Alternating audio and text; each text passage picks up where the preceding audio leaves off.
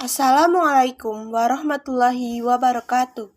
Yang saya hormati Bapak Dr. Andes Bambang Hartono MHum dan Ibu Maina Febriani SPD MPD. Selaku dosen pengapu mata kuliah kurikulum Bahasa dan Sastra Indonesia, serta teman-teman yang berbahagia. Pada kesempatan ini, saya Hanan Sajidah dengan NIM 2101420019 akan menyampaikan materi mengenai perbandingan kurikulum. Perbandingan kurikulum yang akan saya sampaikan yaitu mengenai perbandingan kurikulum tahun 1975, tahun 1984, tahun 1994, tahun 2004, tahun 2006, dan tahun 2013. Baik, kurikulum yang pertama yaitu kurikulum 1975.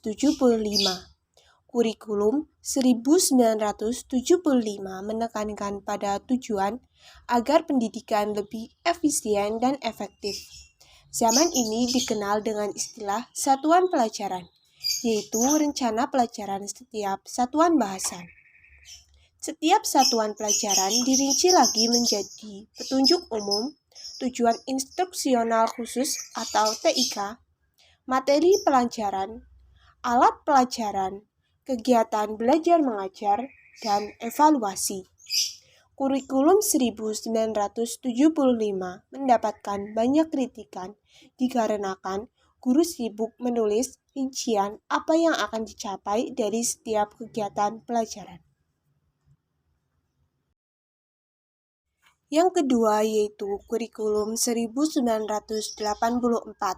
Kurikulum 1984 mengusung proses skill approach. Kurikulum ini disebut kurikulum 1975 yang disempurnakan. Posisi siswa ditempatkan sebagai subjek belajar sehingga dapat mengamati sesuatu, mengelompokkan, mendiskusikan, hingga melaporkan. Model ini disebut cara belajar siswa aktif CBSA atau Student Active Learning SAL. Kurikulum 1984 ini berorientasi kepada tujuan instruksional, sehingga sebelum menentukan bahan ajar harus merumuskan tujuan yang akan dicapai. Yang ketiga yaitu kurikulum 1994. Berdasarkan Undang-Undang Nomor 2 Tahun 1989 tentang Sistem Pendidikan Nasional, kurikulum 1994 dibuat sebagai penyempurna kurikulum 1984. Hal ini berdampak pada sistem pembagian waktu pelajaran, yaitu dengan mengubah dari sistem semester ke sistem catur bulan. Sistem catur bulan ini diharapkan dapat memberi kesempatan bagi siswa untuk dapat menerima materi pelajaran cukup banyak. Tujuan pengajaran menekankan pada pemahaman konsep dan keterampilan menyelesaikan soal dan pemecahan masalah. Yang keempat yaitu kurikulum 2004. Kurikulum 2004 dikenal dengan kurikulum berbasis kompetensi KBK. Pendidikan berbasis kompetensi menitikberatkan pada pengembangan kemampuan untuk melakukan atau kompetensi tugas-tugas tertentu sesuai dengan standar performance yang telah ditetapkan. Artinya, pendidikan mengacu pada upaya penyiapan individu yang mampu melakukan perangkat kompetensi yang telah ditentukan.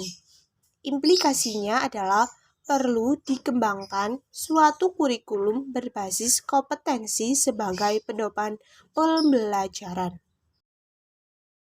Kurikulum berbasis kompetensi berorientasi pada 1. Hasil dan dampak yang diharapkan muncul pada diri peserta didik melalui serangkaian pengalaman belajar yang bermakna. Yang kedua, keberagaman yang dapat dimanifestasikan sesuai dengan kebutuhannya. Yang kelima yaitu Kurikulum 2006. Kurikulum 2006 dikenal dengan sebutan Kurikulum Tingkat Satuan Pendidikan, KTSP. Pada kurikulum ini, guru lebih diberikan kebebasan untuk merencanakan pembelajaran sesuai dengan lingkungan dan kondisi siswa, serta kondisi sekolah berada. Hal ini disebabkan karena kerangka dasar KD, standar kompetensi lulusan SKL, standar kompetensi dan kompetensi dasar SKKD, setiap mata pelajaran untuk setiap satuan pendidikan telah ditetapkan oleh Departemen Pendidikan Nasional.